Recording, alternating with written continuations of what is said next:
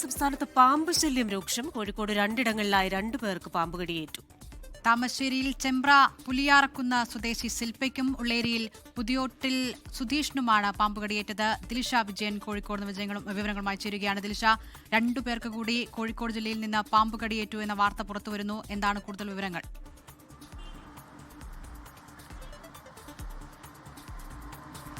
Dilna, Christina, ഇന്ന് ഏകദേശം 7 മണിക്കും 7:30ക്കും ഇടയിലാണ് ഇത്തരത്തിൽ 2 ഇടങ്ങളിലായിട്ട് 2 പേർക്ക് പാമ്പുകടിയേറ്റ വിവരം പുറത്തു വരുന്നത്. അതായത് ഒന്ന് താമരശ്ശേരി സ്വദേശിയായിട്ടുള്ള ശില്പ എന്ന 20-കാരിക്കാണ്. വീട്ടുമുറ്റത്ത് വെച്ചിട്ട് തന്നെയാണ് ഈ സംഭവം ഉണ്ടായിരിക്കുന്നത്.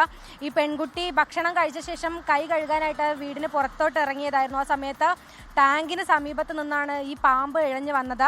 പെൺകുട്ടിയെ കടിക്കുകയായിരുന്നു. കൈക്കാണ് പരിക്കേറ്റത്. ഉടനെ തന്നെ താമരശ്ശേരി താലൂക്ക് ആശുപത്രിയിൽ പ്രാഥമിക ചികിത്സ നൽകിയ ശേഷം ഇപ്പോൾ കോഴിക്കോട് മെഡിക്കൽ കോളേജ് ആശുപത്രിയിലേക്ക് മാറ്റിയിരിക്കുകയാണ്.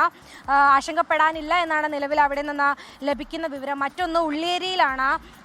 പുതിയോട്ടിൽ സുധീഷ് എന്ന യുവാവിനാണ് വീട്ടുമുറ്റത്ത് വെച്ച് തന്നെയാണ് പാമ്പ് കടിയേറ്റിരിക്കുന്നത്. ഇയാളെയും കോഴിക്കോട് മെഡിക്കൽ കോളേജ് ആശുപത്രിയിലേക്ക് മാറ്റിയിരിക്കുകയാണ്. വൈകിട്ട് ജോലി കഴിഞ്ഞ് വന്ന സമയത്താണ് ഇത്തരത്തിൽ വീട്ടുമുറ്റത്ത് നിന്ന് പാമ്പ് കടി ഏൽക്കുന്നത്. ഉടനെ തന്നെ കാലുകൊണ്ട് കുടഞ്ഞ് പാമ്പിനെ ദൂരേക്ക് കളയുകയായിരുന്നു.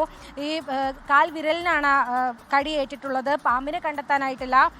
അതുപോലെ തന്നെ പ്രധാനപ്പെട്ട കാര്യം, രാവിലെ തൊഴിലുറപ്പ് തൊഴിലാളികൾ പെരുമ്പാമ്പിനെ കണ്ട അതേ സ്ഥലത്ത് തന്നെയാണ് ഉള്ളിയേരിയിൽ വെച്ച് യുവാവിനും ഇപ്പോൾ പാമ്പ് കടി ഏറ്റിരിക്കുന്നത് എന്നുള്ളതാണ്. 2 ഇടങ്ങളിലായിട്ടാണ് ഇപ്പോൾ ഇത്തരത്തിൽ പാമ്പ് കടി ഏറ്റ സംഭവം റിപ്പോർട്ട് ചെയ്തിരിക്കുന്നത്. ഏറ്റവും പ്രധാനപ്പെട്ട കാര്യം, ഇത് മലയോര മേഖലയാണ്. അതുകൊണ്ട് തന്നെ മലയോര മേഖലകളിലുള്ളവർ കുറച്ചധികം ജാഗ്രത പാലിക്കേണ്ടിയിരിക്കുന്നു എന്നുള്ളതാണ്. നമുക്കിപ്പോൾ ഇതിൽ ചെയ്യാൻ പറ്റുന്ന ഒരു കാര്യം, വീടും പരിസരവും ഒക്കെ എപ്പോഴും നിരീക്ഷിക്കുക. ഇത്തരത്തിലുള്ള ഇഴജന്തുക്കൾ ഉണ്ടോ എന്നൊക്കെ നിരീക്ഷിക്കുക. കൂടുതൽ ജാഗ്രത പാലിക്കുക എന്നുള്ളത് കൂടിയാണ്. ചൂട് കൂടുകയാണ്. അതുകൊണ്ട് തന്നെ ഇത്തരത്തിലുള്ള ആക്രമണങ്ങൾ കൂടുതലായിട്ട് റിപ്പോർട്ട് ചെയ്യുന്ന ഒരു സാഹചര്യം നിലവിലുണ്ട്.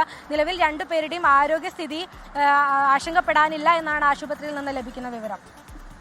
ശരി, ദിൽഷ വിജയനാണ് കോഴിക്കോട് നിന്ന് വിശദാംശങ്ങളുമായി ചേർന്നത്.